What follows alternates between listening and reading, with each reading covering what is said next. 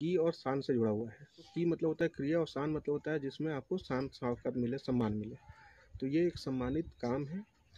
जब वापस से हम लोग आए और इस पे लगे, तो हम लोगों ने स्टडी किया। तो जैसे मैं महाराष्ट्र में शिक्षा में रहा, महाराष्ट्र में बहुत दिन रहा, तो वहाँ के किसानों को जब हम देखते थे, यहाँ आने के बाद जब देखे किसानों की स्थिति में, तो आसमान और ज़मीन का अंतर नज़र आया। तो उसी मॉडल को देखते हुए और वर्तमान आधुनिक को देखते हुए किसान बनने का प्रयास कर रहे हैं। सफल हैं नहीं है वो तो आने वाला समय बताएगा। जैसे मैंने नौकरी भी किया था और महाराष्ट्र में पुणे में अपना व्यवसाय भी किया था, वो भी किया था, तो उसका भी अलग चैलेंज है। वहाँ से आने के बाद जब यहाँ पे आया तो यहाँ भी व्यवसाय भी मैं करता हूँ, मेरा पेट्रोल पंप है और खेती भी करते हैं। तो व्यवसाय और चैलेंज में कभी भी अर्थोपार्जन करना है तो उसमें चैलेंजेस आता है। चैलेंजेस को आप किस तरह से लेते हैं और क्या डेवलपमेंट देते हैं, उसका क्या आउटपुट आता है, वो आपके ऊपर डिपेंडेंसी है। किसान में करने में, ये खेती करने में, यहाँ का जो सरकार का जो नियम है, क्योंकि 2000 में झारखंड बना है और 2000 में झारखंड बनने के बाद यहाँ पे जितनी राजनीतिक दल है वो सबका सत्ता में सहभागिता कभी ना कभी रहा है, लेकिन आज तक किसी भी राज्य सरकार का प्रायोरिटी किसान ही नहीं रहा है। डीएमएफटी का हमारे यहाँ पे 1000 करोड़ रुपये पड़ा हुआ है जिला में, और उसका खर्च किसानों पे होना चाहिए, क्योंकि किसानी एक ऐसा चीज़ है जो अधिकतर लोग 100% देश के लोगों को प्रभावित करता है, चाहे वो उसका उपयोग करते हैं या पैदा करते हैं या व्यापार करते हैं।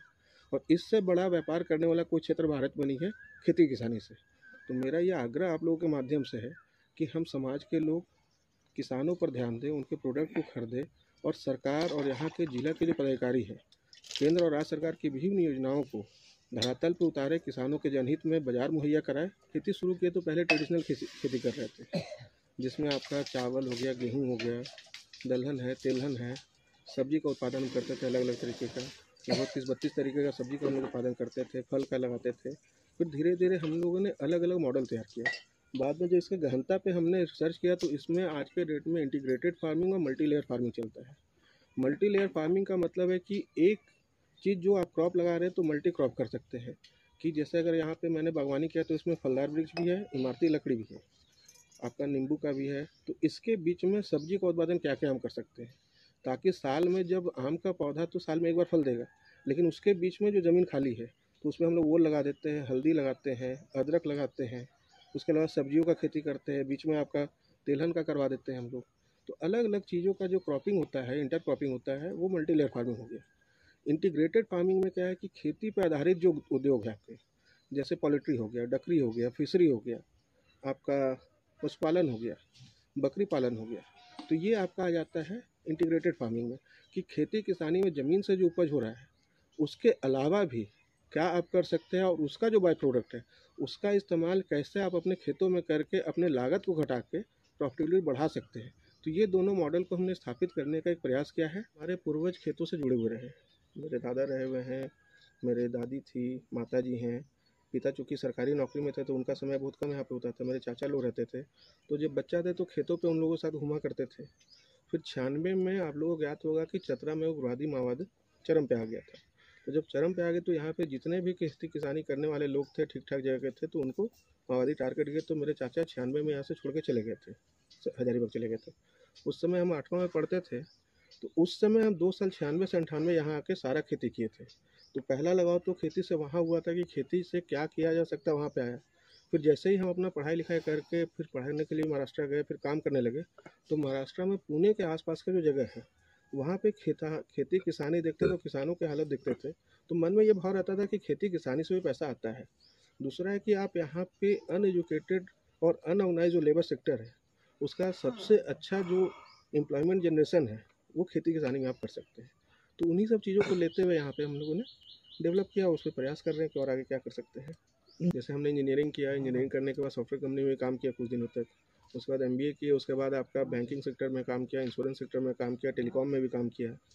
उसके बाद अपनी खुद की कंपनी पूना में खड़े किए थे, जिसमें सॉफ्टवेयर कंपनी भी था, मल्टीमीडिया का इंस्टीट्यूट था, इवेंट ऑर्गेनाइजेशन भी हम लोग करते थे वहाँ पे। तो काम का मतलब ये है कि जिसमें आपको थोड़ा शांति मिले, सुकून मिले, 2 रुपये आए और समाज के लिए आप कुछ कर सकते हैं, वैसे काम का चुनाव होता है। तो पैसा कमाना आदमी का ज़िंदगी है। कहावत था कि बेटा पढ़े फारसी और बेचे तेल। तो मेरे बारे में लोग वही करते हैं, हमारे फ्रेंड सर्कल जितना है, दोस्त का पुराना वही बोलता है, क्योंकि मेरा अपना पेट्रोल पंप का व्यवसाय है। तो लोग बोलते हैं कि भैया पढ़े इंजीनियरिंग एमबीए किया, फिर वापस से तेल बेच रहे हो, खेती कर रहे हो। तो काम कोई बुरा नहीं है। सरकार की तरफ से केंद्र का योजना था कुसुम योजना, जिसके तहत हम लोगों ने अप्लाई किया था सोलर पंप के लिए, जो सामने लगा हुआ है। सोलर पंप लग गया, अप्लाई करने के 2 साल के बाद लगा, लेकिन इसमें अगर कुछ खराबी आ जाती है पंप में, क्योंकि सोलर पंप सेट है तो नॉर्मल मिस्त्री बनाता नहीं है, तो इसके लिए पिछले 6 महीने से जिले का हम कर रहे हैं, चक्कर काट रहे हैं, कंपनी का काट रहे हैं, लेकिन कोई ध्यान है नहीं। तो मेरा सरकार से एक आग्रह होगा कि जो सरकारी योजना मिलता है तो उसके रख रखाव का जो दिक्कत होता है उसको भी उसी तरह से ट्रीट किया जाए जैसे आप कंपनी से डायरेक्ट प्रोडक्ट खरीदते हैं। अगर सीआरआई का एक पंप खरीदे और ख़राब हो गया तो कॉल सेंटर को फ़ोन किए तो कॉल सेंटर का आदमी आपके यहाँ आता है, बना के चला जाता है। लेकिन कुसुम योजना का अगर कुछ ख़राब हो गया तो आप फ़ोन करते रह जाइए, नहीं आएगा, सामान भिजवा दीजिए, 6 महीना तक रखे रह जाएगा, बोलेगा नहीं बन रहा है, पार्ट्स नहीं मिल रहा है। तो सरकार से मेरा ये अपेक्षा और आकांक्षा है कि जो किसानों के हित में जो थोड़ा बहुत योजना चल रहा है तो उसका पोर्टेबिलिटी और अकाउंटेबिलिटी पे वो चेक करे, जांचे कि क्या हो सकता है और क्या चल रहा है धरातल पे। आम का मेरे पास अभी लगभग 40 वैरायटी का आम है और हर वैरायटी का अपना गुण है, अपना स्वाद है, अपना साइज है, अपना रंग होता है। इमारती और फलदार दोनों वृक्ष है। इमारती में मेरे यहाँ पे शीशम, सागवान, गम्हार, महोगनी चारों पौधा लगा हुआ है। शीशम, सागवान और महोगनी का मिला के 1100 है, वो 3300 है। गम्हार का लगभग 2200 पौधा लगा हुआ है। लाल चंदन लगभग 300-400 के आसपास होगा। सफ़ेद चंदन 300-400 होगा। नींबू का 150-200 पौधा होगा। संतरा है, मौसमी का हमको लगता है कि पौधा है। नाशपाती का 50-60 पौधा होगा। अमरूद है, लीची है, अनार है, आपका सुपारी का है, नारियल का है, बेल का है। तो अलग अलग किस्म का जितने तरह का होता है उसको लाते हैं। अभी सेब का भी पिछले साल हम लगाए हैं कुछ, तो उसका भी चल रहा है। आम का लगभग 600-650 पौधा है हमारे पास। अंडा का है तो जो आपको बोले कि आपका इंटीग्रेटेड फार्मिंग का जो है तो मैं दूध उत्पादन भी मेरा होता है। मुर्गी का, देसी मुर्गी का अंडा भी हमारे पास है। मुर्गी में आपका सोनाली का रखे हुए हैं। कड़कनाथ भी हमारे पास है, उसका भी अंडा निकलता है। बत्तख का अंडा है। मछली का उत्पादन होता है। बकरी का भी हमारे यहाँ पे है। और इसके अलावा अभी डॉग ब्रीडिंग का बहुत ज़्यादा डिमांड हो रहा है, शहरों में कुत्ते का बहुत ज़्यादा हो रहा है, तो डॉग ब्रीडिंग भी करते हैं हम यहाँ पे। अगर आपके पास घर का खुद का जानवर गाय और बैल वगैरह नहीं है तो हल जोतने से लेके आपका जो ऑर्गेनिक फार्मिंग का कॉन्सेप्ट है तो उसमें गोबर का व्यवस्था नहीं कर पाइएगा, तो आपको बाज़ार से केमिकल खरीदना पड़ेगा। डीएपी, यूरिया का यूज़ कीजिएगा। और गोबर में जो तत्व कमी हो जाता है वो आपका मुर्गी का जो वेस्टेज है उसमें मिल जाता है। सल्फर का प्रचुर मात्रा रहता है। आपका बकरी का जो वेस्टेज है उसमें आपको पोटास मिल जाता है। तो एक बार एक ही जगह पे गोबर का, गाय का गोबर रख दिए, भैंस का रख दिए, मुर्गी का वेस्टेज रख दिए, बत्तख का रख दिए, बकरी का रख दिए, तो उसमें नाइट्रोजन, डीएपी, फास्फोरस, पोटास कुछ आपको फिर अलग से डालने की आवश्यकता नहीं है। और उस खाद में जो हम लोग रखते हैं, जहाँ पे खाद रखते हैं तो वहीं पे नीम और करंज का पत्ती भी हम लोग डालते हैं महीने में एक बार। उससे हमारा कीटनाशक का भी काम वो खाद कर देता है। हमारे यहाँ पे चैलेंजिंग है क्योंकि हम पठारी एरिया से आते हैं। पठारी एरिया से आने का सबसे बड़ा दिक्कत जो हमारा है, सिंचाई का साधन का बहुत कमी है हमारे यहाँ। क्योंकि हमारे यहाँ जो ज़मीन है तो यहाँ पे दोमट मिट्टी और बालू का होने से कारण से इसको पानी ज़्यादा चाहिए होता है और पानी का हमारे यहाँ बहुत कमी है। हमारे यहाँ का जो एक माहौल है, सामाजिक अवधारणा है कि अगर आप खेती करने आ गए तो लोग बोले कि लगता है कि बेटा को पढ़ाने के लिए आप भेजे, बेटा कुछ कर नहीं पाया तो यहाँ आके खेती किसानी कर रहा है। तो ये सामाजिक दृष्टिकोण में थोड़ा बदलाव लाने की आवश्यकता है। सामाजिक दृष्टिकोण में सोच का नज़रिया बदलना है और सरकार का सहयोग किसानों को समुचित तरीके से मिले। किसानी, खेती किसानी से लगभग हर तरह खर्चा काट के लगभग हमारा 15 से 20 लाख रुपये साल का आ जाता है। क्योंकि 15-20 लाख बोलते हैं तो ये 5 लाख का गैप इसलिए बता रहे हैं कि कभी अगर मौसम में अच्छा बारिश हो गया, बाकी अगर साथ दिया तो 20 लाख हो जाएगा, खराब हुआ तो 15-17 लाख आता है काट के। और उसके साथ में जो इमारती लकड़ी और चंदन जो तैयार कर रहे हैं तो वो आज 7-8 साल हो गया लगाए हुए और 7-8 साल के अंदर में वो 1.5-2 करोड़ का वो प्रॉपर्टी आपका तैयार हो जाता है। तो आमदनी इसमें कहीं कम नहीं है। इस पे काम करना होगा, लगन से काम करना होगा, सरकार का सहयोग देते हुए। इस पे छोटी-छोटी जो इंटीग्रेटेड और मल्टी लेयर फार्मिंग उसका कॉन्सेप्ट कर लीजिएगा तो इससे ज़्यादा पैसा कहीं नहीं मिलता है। परमानेंट तौर पे बोलिएगा तो 12 लोग यहाँ पे काम करते हैं, लेकिन ज़रूरत पड़ने पे 40 से 50 लोग मजदूर लोकल मार्केट से दिहाड़ी पे मिलते हैं और उनका यूज़ होता है। हम यहाँ पे काम करते हैं। हम लोग लगभग यहाँ 12 मजदूर रहते हैं, काम करते हैं यहाँ पे। और डेली यहाँ पे अभी 1000 अंडा निकल रहा है। बगीचा में बहुत सारा चीज़ है। आम का पेड़ है, चंदन का पेड़ है, हिंग का पेड़ है और ये सब मगुनी है और शीशम है, सागवान है, बहुत सारा है। और बकरी भी पाले हैं और क्या बोलते हैं, बकत भी पाले हैं, गाय भी है, भैंस भी है। बाल बच्चा का यहीं से रोजी रोटी चल रहा है और यहीं से पढ़ा लिखा भी रहे हैं।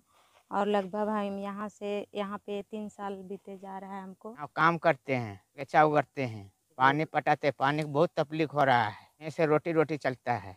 बकत पालन कर रहे हैं, मछली पालन कर रहे हैं, मुर्गी पालन कर रहे हैं, बकरी पालन कर रहे हैं, गाय है, भैंस है, ये सब कुत्ता है 4 गो, वही पालन कर रहे हैं। सुबह दिया है काम, नून रोटी चल रहा है।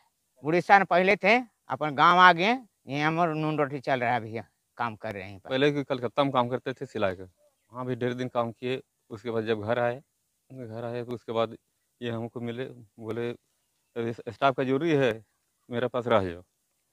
तो 2016 से अभी तक हम यहाँ हैं। मेरा रोजी रोटी चलता है, जितना स्टाफ है सबका चलता है।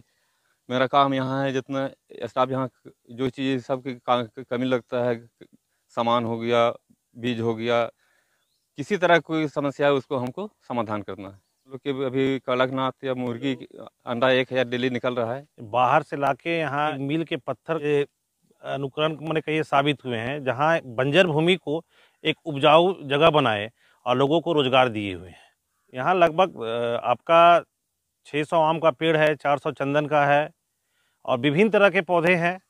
साथ में मछली पालन है, बत्तख पालन है, बकरी पालन है और मुर्गी पालन, ये सब का भी व्यवसाय किए हुए हैं। कहते हैं कि ये दिन दुगनी रात चौगनी बढ़े और लोगों को इसी तरह से रोजगार